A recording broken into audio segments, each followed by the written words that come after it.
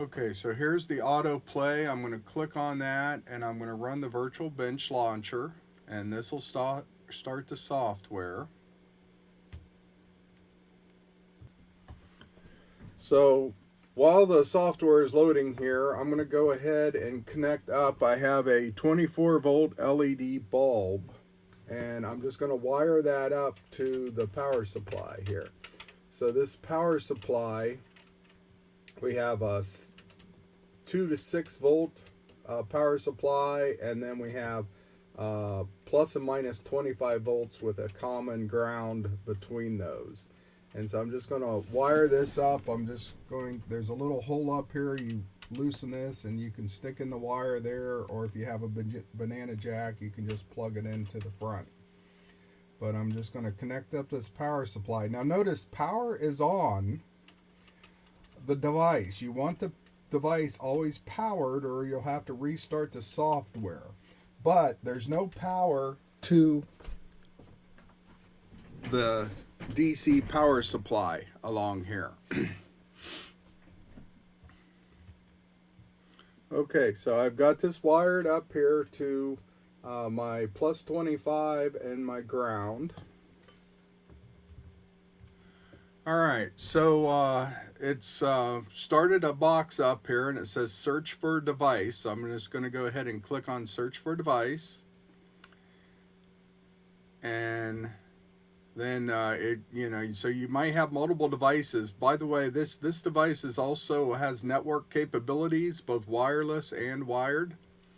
And so you can select an IP address if you know that. So, but this is the actual full VirtualBench software interface now. And so again, on our VirtualBench, okay, we have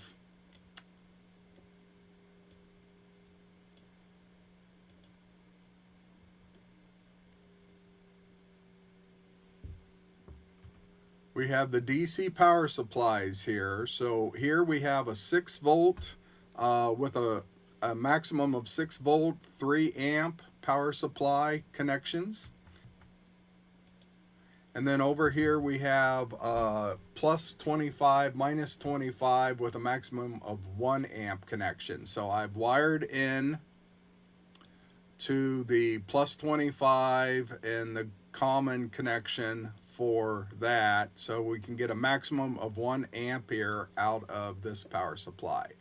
So if we now come over here and look at the control software, so just very quickly here we have the oscilloscope portion, which takes up the bulk of the screen, and we'll come back to that later. But then over here we have a function generator where we can adjust the frequency and the amplitude, and also a DC offset out of the function generator connection. So remember, we would come out of there. So now to turn on the function generator, again, the device itself is powered. So you can see this light over here. So the device is powered.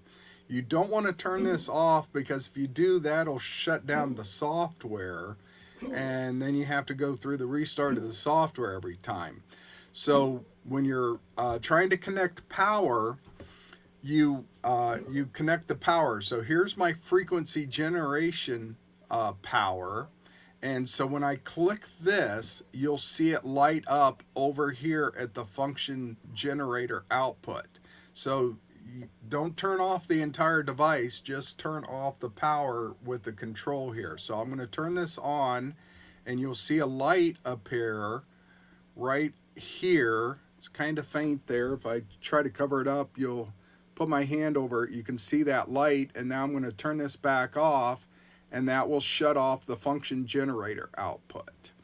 And then the power supply control is down here. So again, we have the 6 volt, and then plus 25 volt and minus 25 volt, and the power for all three of them is right here.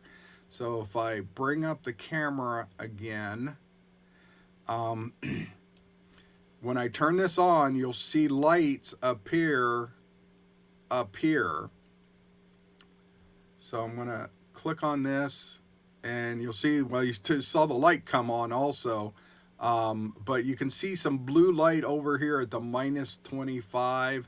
The other ones maybe didn't show up. I'm going to put a cup over my light bulb to kind of dim it out there. And you can't quite see the light there, but notice that there's a CC light on here. You can, it doesn't show up because my orange wire very well, but there's a CC light right above here because I'm in constant current mode. So notice here, right here is my DC power supply, and it's a variable 25. I'm wired into the 25 volts, right?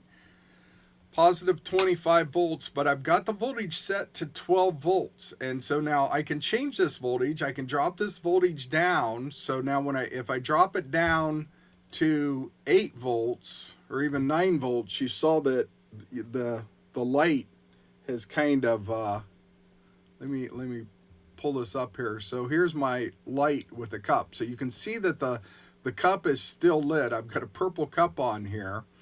If I turn off the power,